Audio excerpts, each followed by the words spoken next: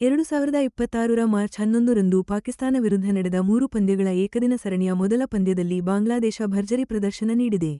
ಢಾಕಾದ ಮಿರ್ಪುರದಲ್ಲಿರುವ share-A Bangla ರಾಷ್ಟ್ರೀಯ cricket ಕ್ರೀಡಾಂಗಣದಲ್ಲಿ 8 ವಿಕೆಟ್ಗಳ ಭರ್ಜರಿ ಗೆಲುವು ದಾಖಲಿಸುವ ಮೂಲಕ ಸರಣಿಯಲ್ಲಿ 1-0 ಮುನ್ನಡೆ ಪಡೆದುಕೊಂಡಿದೆ. ನಾಯಕ ಮೆಹಿದಿ ಹಸನ್ ಮಿರಾಜ್ ನೇತೃತ್ವದ ಆತಿಥೇಯ ತಂಡ, ಬ್ಯಾಟ್ ಮತ್ತು ಬಾಲ್ ಎರಡರಲ್ಲೂ ಅದ್ಭುತವಾಗಿ ಮಿಂಚಿದ್ದು, ಸರಣಿಯಲ್ಲಿ ಆರಂಭಿಕ ಮುನ್ನಡೆ ಗಳಿಸಿದೆ.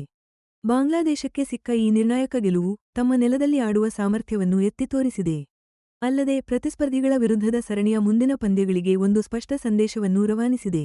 ಇನ್ನು ಶಾಹೀನ್ ಅಫ್ರಿದಿ ನಾಯಕತ್ವದ ಪಾಕಿಸ್ತಾನ ತಂಡಕ್ಕೀಗ ದೊಡ್ಡ ಸವಾಲು ಎದುರಾಗಿದೆ.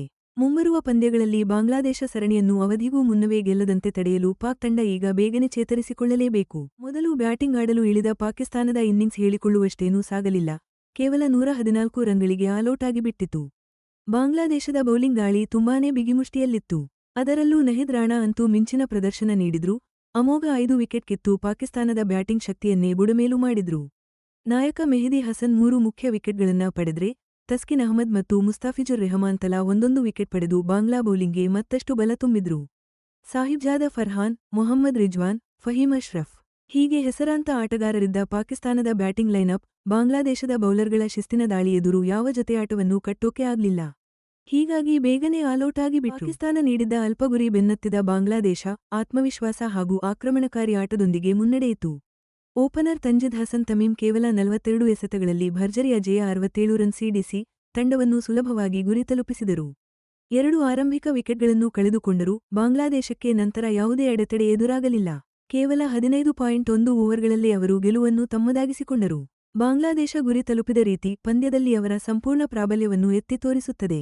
ಬಲಿಷ್ಠ ಎದುರಾಳಿಯ ವಿರುದ್ಧ ತವರು ನೆಲದಲ್ಲಿ ಅವರ ಸಾಮರ್ಥ್ಯ ಎಂಥದ್ದು ಎಂಬುದನ್ನು ಸ್ಪಷ್ಟಪಡಿಸಿದೆ. ಸೈಫ್ ಹಸನ್ ಕೂಡ ಬಾಂಗ್ಲಾದೇಶ ತಂಡದಲ್ಲಿದ್ದು, ತಂಡದ ಸಮಗ್ರ ಪ್ರದರ್ಶನಕ್ಕೆ ತಮ್ಮ ಕೊಡುಗೆ ನೀಡಿದರು. ಮಿರ್ಪುರದ ಶೇರ್-ಎ ಬಾಂಗ್ಲಾ ರಾಷ್ಟ್ರೀಯ ಕ್ರಿಕೆಟ್ ಕ್ರೀಡಾಂಗಣದಲ್ಲಿ ಪಾಕಿಸ್ತಾನದ ವಿರುದ್ಧ ಬಾಂಗ್ಲಾದೇಶಕ್ಕೆ ಇದು ಸತತ 4ನೇ ಏಕದಿನ ಗೆಲುವು. 2015ರ ವೈಟ್ವಾಶ್ ಗೆಲುವಿನಿಂದಲೇ ಈ ಕ್ರೀಡಾಂಗಣದಲ್ಲಿ ಬಾಂಗ್ಲಾದೇಶ ತನ್ನ ಉತ್ತಮ ದಾಖಲೆಯನ್ನು ಮುಂದುವರಿಸಿಕೊಂಡು ಬಂದಿದೆ. ಪಾಕಿಸ್ತಾನ ಮತ್ತು ಬಾಂಗ್ಲಾದೇಶ ನಡುವೆ ಕ್ರಿಕೆಟ್ನಲ್ಲಿ ಬಹಳಷ್ಟು ಪಂದ್ಯಗಳು ನಡೆದಿವೆ. ಐತಿಹಾಸಿಕವಾಗಿ ಹೇಳುವುದಾದರೆ, ಏಕದಿನ ಪಂದ್ಯಗಳಲ್ಲಿ ಪಾಕಿಸ್ತಾನದ್ದೇ ಉತ್ತಮ ಹೆಡ್ ಟು ಹೆಡ್ ದಾಖಲೆ. ಈ ಸರಣಿಗೂ ಮೊದಲು ಆಡಿದ 39 ಪಂದ್ಯಗಳಲ್ಲಿ ಪಾಕಿಸ್ತಾನ 34ರಲ್ಲಿ ಗೆದ್ದಿತ್ತು. ಆದ್ರೆ, ಬಾಂಗ್ಲಾದೇಶ ತವರಿನ ಅನುಕೂಲವನ್ನು ಚೆನ್ನಾಗಿ ಬಳಸಿಕೊಳ್ತಿದೆ. ಅಲ್ಲಿನ ಸ್ಪಿನ್ಗೆ ಸಹಕಾರಿಯಾದ ಪಿಚ್ಗಳು ಅತಿಥಿ ತಂಡಗಳಿಗೆ ಯಾವಾಗಲೂ ದೊಡ್ಡ ಸವಾಲಾಗುತ್ತವೆ. ಈ ಸರಣಿ ಎರಡೂ ದೇಶಗಳಿಗೆ ಬಹಳ ಮುಖ್ಯ. ಬರೀ ಪ್ರಾದೇಶಿಕ ಕ್ರಿಕೆಟ್ ಹೆಮ್ಮೆ ಅಷ್ಟೇ ಅಲ್ಲ, ಐಸಿಸಿ ಶ್ರೇಯಾಂಕದಲ್ಲಿ ತಮ್ಮ ಸ್ಥಾನವನ್ನು ಉತ್ತಮಪಡಿಸಿಕೊಳ್ಳಲು ಇದು ನಿರ್ಣಾಯಕವಾಗಿದೆ. ಮುಂದಕ್ಕೆ ನೋಡಿದ್ರೆ ಈ ಸರಣಿಯಲ್ಲಿ ಇನ್ನೂ 2 ಹಗಲು-ರಾತ್ರಿ ಏಕದಿನ ಪಂದ್ಯಗಳು ಇದಾವೆ. ಇವು ಮಾರ್ಚ್ 13 ಮತ್ತೆ ಮಾರ್ಚ್ 15ಕ್ಕೆ ನಿಗದಿಯಾಗಿವೆ. ಎರಡೂ ಪಂದ್ಯಗಳು ಮಿರ್ಪುರ್ನಲ್ಲೇ ಅದೇ ಮೈದಾನದಲ್ಲಿ ನಡೆಯಲಿವೆ. ಈ ಪಂದ್ಯಗಳು ಬಾಂಗ್ಲಾದೇಶದ ಸಮಯದ ಪ್ರಕಾರ ಮಧ್ಯಾಹ್ನ 2:15ಕ್ಕೆ ಶುರುವಾಗಲಿವೆ. ಪಾಕಿಸ್ತಾನ ತಂಡಕ್ಕೆ ಕಮ್ಬ್ಯಾಕ್ ಮಾಡಿ ಸರಣಿಯನ್ನ ಸಮಬಲಗೊಳಿಸಲು ಒಂದು ಒಳ್ಳೆ ಅವಕಾಶ ಕೊಡಲಿವೆ.